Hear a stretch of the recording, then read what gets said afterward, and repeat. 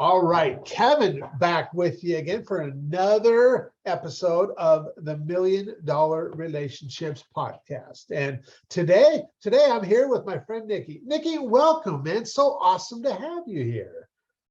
Kevin, brother, thank you so much for having me on. It's an honor to be here, man. Well, I'll tell you what, the feeling is 100% mutual. So what I'd like to do is just kind of start off by turn it over to you, let you share a little bit about the work that you do in this world, who you serve, what inspires you to do the work that you do. And we'll just set a little bit of context and let the listeners know a little bit about who is Nicky and what's Nicky all about. Awesome, man. Thank you for that. So, Kevin, the best way for me to share that is to really share my backstory a bit. Okay. I'm originally an immigrant from the Middle East. I'm a Christian from Iran. And when I was a boy, there was a revolution that happened in Iran, the Islamic Revolution. And my late father, God rest his soul, he could see the writing on the wall that this was not going to be a great place for him to raise his family.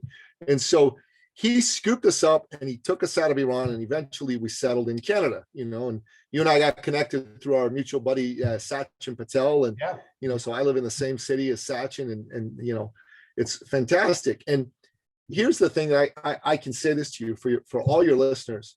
First and foremost, I know I'm grateful to live in a free country. I just think it's the most incredible thing. My father just, God bless him. He changed the complete trajectory of our family's history by taking us out of Iran. Because if I'd stayed in Iran, the Iran-Iraq war took place, I most likely would have signed up for the military, and I probably would have been killed or maimed in that conflict.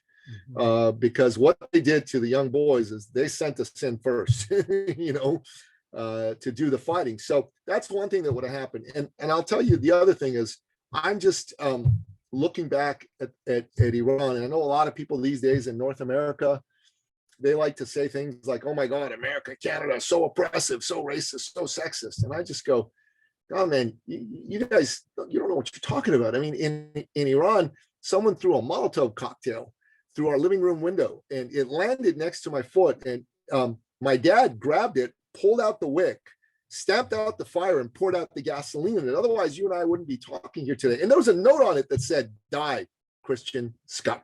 Okay. Wow. This is the freest, most open society in the face of the planet. And yeah, there's, things they've done in history that haven't been great, but what's great about America, what's great about Canada is we acknowledge our mistakes, we do something about it, and we move forward, and we seek to become a more tolerant place. And I think everybody should appreciate the freedoms that we have here. And to me, that's the key of Nicky Billou, is I'm a freedom lover and I'm a supporter of freedom. And my late father, he was an entrepreneur as well. And this was what was great about my dad, is that Dad was an uplifter. If you needed a job and he had one, he'd give you one. If he didn't, he'd go help you find a job. He'd call people and make sure you got an opportunity. If you were trying to get started in business, he'd help set you up in business. If you worked for him and you didn't have quite enough money to buy a home or a car, he'd help you out. And you might be thinking to yourself, wow, really? He did all those things. And yeah, and look at me. I mean, I was a boy when I saw all this, and I looked at my dad, and you might ask yourself, Nicky, why would he do that? Well, first of all, he was a Christian and he believed he'd been blessed by God. And so he decided that it was his duty to share those blessings. Secondly, Dad did it because he had the financial means to help people. He was a successful entrepreneur and he had what it takes. So I wanted to be just like that. I wanted to be an entrepreneur. I thought, man, this is great. Dad is such an amazing dude. I want to be just like him. So I ended up becoming an entrepreneur, and I did it because I wanted to be able to help people that were close to me, help people that weren't necessarily close to me too. And one of the things I noticed, Kevin, and you and I talked about this, in one of our offline conversations, is that there's a lot of good people out there who are successful, but they're a little bit nervous in business. So like they don't want to come across as pushy. They don't come across as salesy. They don't want to reek of commission breath when they talk to people. And as a result of that, these folks are are afraid of fully pursuing their vision and their dream, and they miss out on opportunities. And I just thought, wow, it'd be really cool to show these good people, that they don't have to look at this as salesy. They can look at this as serving, because if you reframe this from selling to serving, nobody wants to be sold. You don't want to be sold. I don't want to be sold, but everybody wants to be served by a caring human being.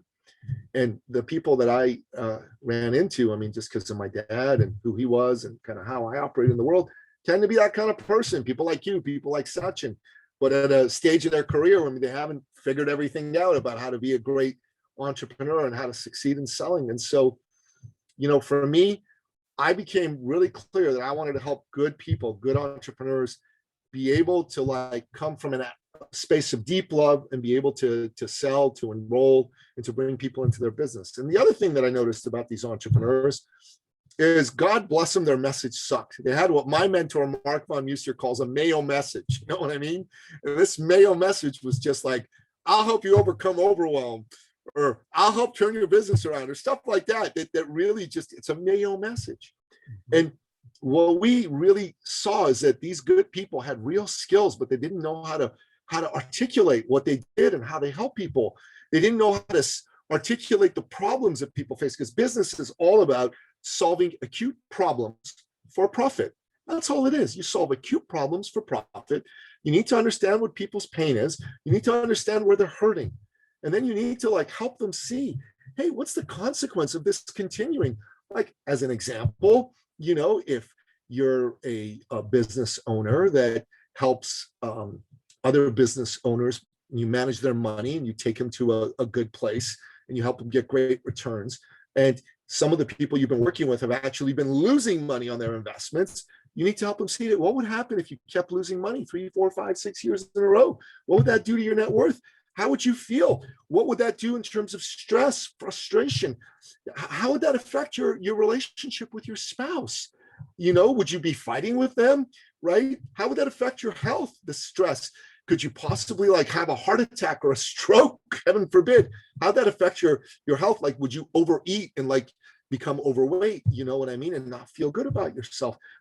Go deep into what the consequences of inaction are for people. And when people learn how to do this and get their message out, they help people see what their problems are, and then they help them see where they want to go. And then, and only then, once they've got both of those really clear, so the person they're talking to understands it, they talk about their work as the bridge between the terrible place and the great place, and that, for us, that's what we seek to do for people.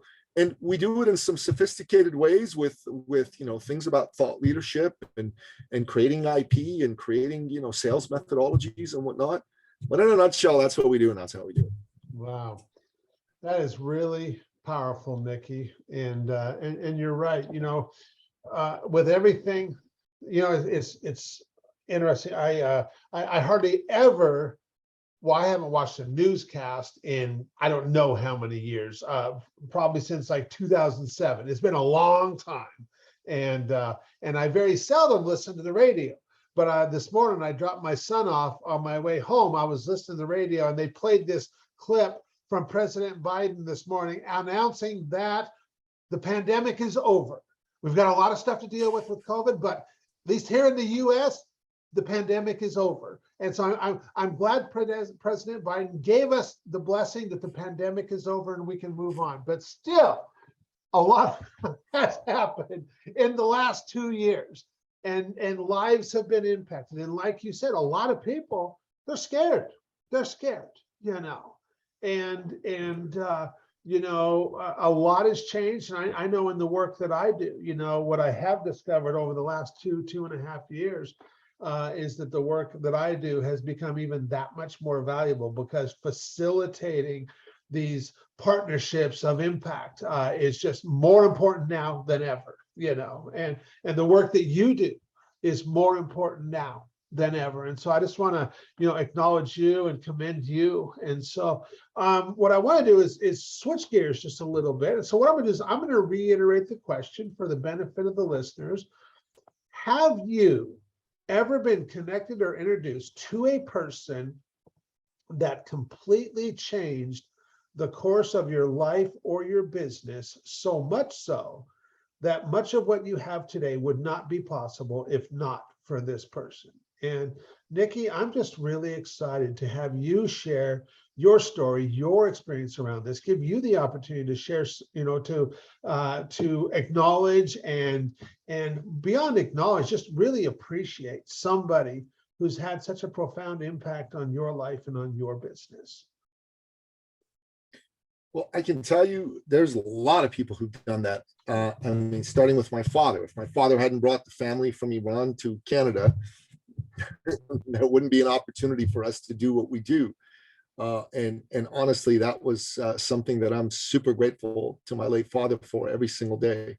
He's the greatest man I've ever known. And if you met him, Kevin, you would be loving this man and astounded at how hard-driven and how caring he was. But when I got into the world of being an entrepreneur, there was a period of time where I wasn't really sure exactly what direction I was going to go. I had become a executive coach, a business coach, and I was working with a lot of different business people. And I had still been a health and fitness trainer. And there was a man that was my very last fitness client. His name was Michael Palmer. And Michael, he and I would work out together 2-3 times a week. And then he'd come to me and we just chat about life, about business. And one day I just looked at him and I said, man, you're really smart. It'd be really cool if we were part of some sort of mastermind together.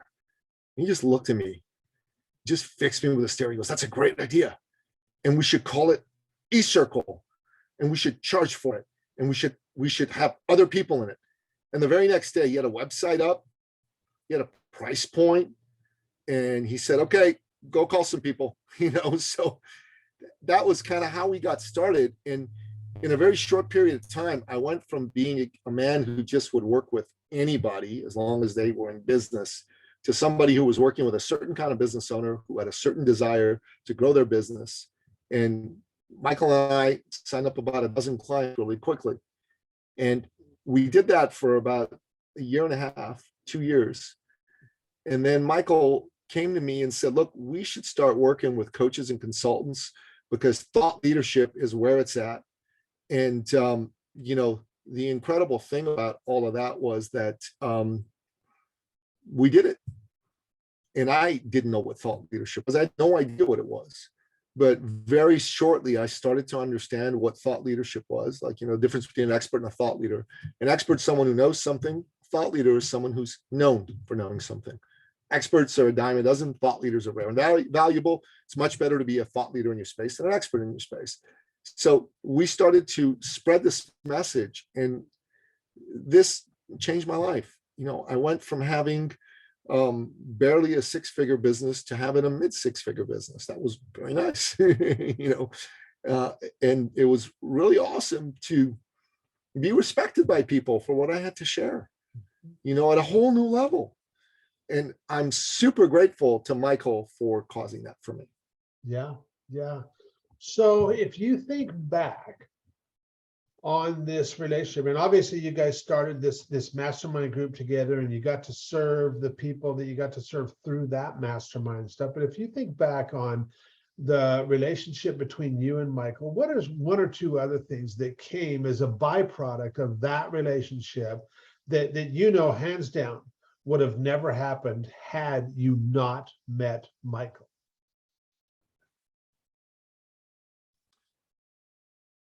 Well, I started my podcast. Okay. So we started it together. I got to meet John Maxwell. I got to meet Jack Canfield and Mark Victor Hansen from Chicken Soup. I got to meet Marie Forleo, who was Oprah Winfrey's coach. I got to meet Dr. Ken Blanchard. I got to All meet that was Stephen. because you knew Michael. That all happened through Michael. Wow. Well, because of the podcast. Once we started the podcast. Okay, gotcha. Yeah. Tony Hawk, Mr. Skateboard. I got to meet him because of the podcast too. I got to meet like the list goes on and on. Like I'm at just a ton of people. Having the podcast elevated my credibility status in the eyes of some of these people. I mean, Jack Canfield would have never had a conversation with me before that. But now, Jack Canfield's been on my show. I got to meet the smartest man I've ever met outside my dad, because my dad was pretty brilliant. And that's Scott Adams, the creator of Dilbert. Absolutely brilliant, man. I interviewed him twice on my show. Wow. And if you ever, really want to have an opportunity to listen to someone who's super bright, dissect an issue in such a way that you just go, wow, that was awesome. And he dissected the issue of persuasion in his first interview. It was so good. That was really cool. Michael and I working together allowed me to meet my main mentor. I mean, I met my mentor through someone else, not through Michael, but allowed me to start working with him. I started working with him initially. I persuaded Michael to have the company work with him. I worked with Mark Von Musser. Mark was Tony Robbins' director of coaching and training. Okay. He did big things at Tony's organization, and unfortunately, he didn't stick around there. There was some kind of issues, personality issues with some of the other folks that were close to Tony. So Mark didn't end up staying there. But Mark, when he left, he started working with Russ Ruffino of Clients on Demand. I don't know if you know who Russ is and his work. Russ is, yeah. Well, Russ is one of the top 3 coaching company owners in probably the world. Clients on Demand does, well over 15 million a year in sales. Mark has been a huge part of that. He runs the sales team there. Okay. And Mark has coached me, helped me think bigger, and really, he always brought me down to earth. Without Michael being there, that would have never happened. So wow, that is awesome. That is awesome. I mean, I love hearing about experiences like what you just shared, Nicky, because when we really think, as entrepreneurs, and I've believed this for a long time, and now after hosting this podcast for as long as I have, I believe, and even more so now, that as entrepreneurs, relationships are the most valuable asset we possess. And when we really start looking at these key relationships in our lives and the impact that has come and what is actually transpired, so now, you mentioned all these people that you had the opportunity to meet because you guys started doing this podcast. And even beyond that, how many lives have been impacted? And the thing is like, you'll never truly know how many lives have been impacted because of the work that you guys have done, because of the two that you and Michael met.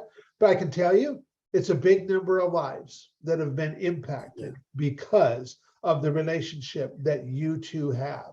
And we are talking one relationship, that all of this has come and stemmed from this one relationship. And, I'll tell you, beyond interviewing amazing people like yourself that have these stories and experiences to share, my other goal for this podcast is, from the listener side, I just want to inspire them to place an intentional focus on creating more real, meaningful, rewarding, and profitable relationships in their lives. And we have definitely achieved that here today. So I want to thank you for that, Nicky. Before we call it a wrap, any last words you want to share before we call it a wrap? Actually, I do. I want to share a story, and this is a woman that I got to meet, not because of Michael, but he ended up knowing her.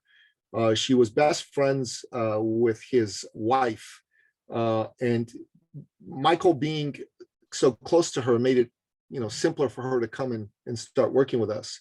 This woman was the country director for one of the world's oldest and largest personal development organizations for Canada. Okay. She brought on someone to help her, and it didn't work out, and she ended up leaving. And for 18 months, she kind of was lost and floundering. Anyway, she came and she met us, and she started to work with us. And we really helped her. we cared about her. We showed her how to narrow her niche. We showed her how to go after clients and to serve, not sell. And she just took to it like a duck to water. In her first month, she made $10,000 in profit. In her second month, she made 12,000. In her third month, she made 18,000. In her fourth month, she made $62,200 in profit as an executive coach. Wow. You know, with no staff. It's fantastic. And that figure is very precise and will become germane in a moment. She lives in Ottawa and I live in Toronto. It's about a 5-hour drive. And my oldest son, he's a soccer player. He's quite a good soccer player. He actually has a real shot at university scholarships and possibly even going pro in Europe and maybe even playing for his country's national team. I mean, it's fantastic stuff. But he was 12 then, and he had a tournament in Ottawa. Okay. So we drove over to Ottawa, and I called her because she had a son, my son's age, and I said, "Hey, it's me. And listen, my son and I are coming to Ottawa for soccer tourney. Would you and your son like to meet with us and maybe have some lunch when the tourney's over on the way out of the city?" And she said, "Yeah, that'd be great." So we did that. We met. We had a lovely time, and then we went home. And a few weeks later, she was attending one of our quarterly branded thought leader immersion workshops. This is where we work with the executive coaches and consultants and folks that come to our programs to help them, add an extra $250,000, $500,000 or more to their business. And we had the enrollment opportunity, the upsell, if you will. And there were 8 new people in the room. And the way I do it is I don't do it. I ask my people to talk. Or if there's nobody in the room, I've got videos and I play the videos, right? And so I just got up and I said, "Who'd like to share?" She just bounded up on stage and said, "Me." I'm like, "Okay, great." And as soon as she got on stage, she took one look around and she proceeded to cry and cry and cry and bawl her eyes out. And like any red-blooded man faced with a crying female, I proceeded to panic. What did I do wrong? Why is she crying? Oh my God, this is horrible. But I maintained a very placid exterior. And she looked at me and between sobs said, "Nicky, you didn't know this, but when you and your little son came to visit me and my little son asked me, 'Mommy, who are we going to meet?'" And I looked at him and I smiled and I said, "We're going to go meet Nicky Billou and his son." And all of a sudden she said, a hush fell over him. And, the boyish playfulness went away for a moment. And he said, "Oh, Mommy, are we going to meet the man who saved our family?" Now, Kevin, I'm Persian. I am a Sigma man. I don't really cry in public. I started to bawl. We hugged. And she told me, "Nicky, you didn't know this, but when I came over to work with you and the team, the bank was about to foreclose on our home. We hadn't paid our mortgage in months. And my husband and I were fighting, and they had 3 little kids under the age of 12. And looked like we were going to break up. You literally helped save our family." So I just kept crying and crying. And I realized at that moment that I just don't know what people are dealing with. They may not be comfortable in revealing everything to me, and the meetings we've had, the conversations we've had, they don't know me all that well. Yet God put that person in front of me, and he wants me to help them the way my father would help somebody. Yeah. He wants me to serve him. And I just keep remembering that. You never know what someone's dealing with. Yeah. And I just ask God that I be worthy of his task for me to make a difference for that human being. Yeah. Because Nicky Billou, when he's by himself in his own head, he can be a very small person thinking all kinds of, small thoughts. But when he takes the attention off himself and he focuses on people, that's when he shines. Mm-hmm. That's when he's a pretty decent dude to be around. Yeah. And I just hope and pray and act from the intention every day that I come from there that day and not from that small place, worrying about all my little problems, all the issues that I'm facing. And here's the other good thing that happened there. There were 8 people in the room, and normally we hand out our registration forms. There's at least a few people who need to be talked to. They all signed up. The moment the forms hit their hands, they all signed up. And this was a big ticket item. This was not a small ticket item. Okay. And there were 2 guys in the room who had said to me, Nicky, I know you signed me up for this. I know you got an upsell coming up. I just want you to know I'm not going to be signing up for your upsell. I just hope you know. I just don't want you to be disappointed. They were like hard-edged energy, the one in particular. And I just said, okay, man, whatever, that son of a gun was the first dude to sign up. And when he signed up, he walked over to me and he looked at me and he said, you son of a bitch, right? He said, I wasn't going to sign up for your program, but you got me. And, we both were a little teary-eyed. And he said, I guess you're not full of crap. And I really do need some help. And it just showed me in that moment, Kevin, if I just help people and serve people, it's all going to work out.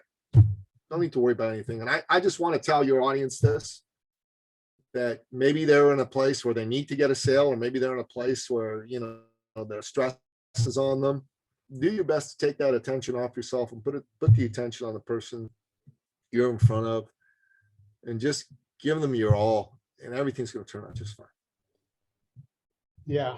And I want to thank you so much for bringing that, because you're right. Like you are a steward, if you will, of these relationships for these people. And the better steward that we can be, the more we are given to be a steward of. And that's kind of, what you just outlined here. And I mean, that is just, and like I said, the world needs more of this right now.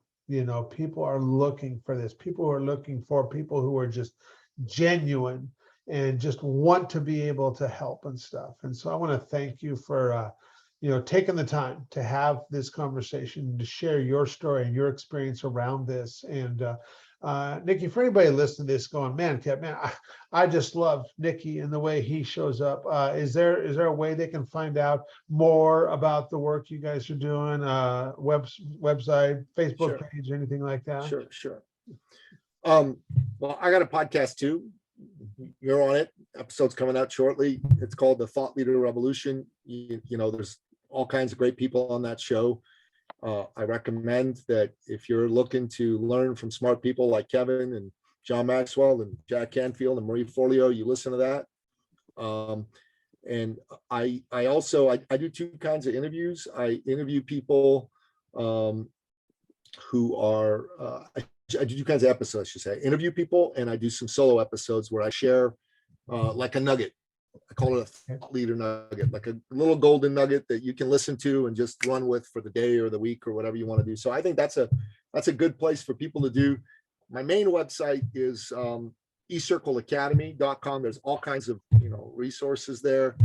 And then I got this little button in the top right-hand corner that says like book a call. So if someone wants to have a conversation, and I know in this day and age, not everybody does conversations anymore, but honestly, it's the best way to build a relationship. It's gratis. It's absolutely free.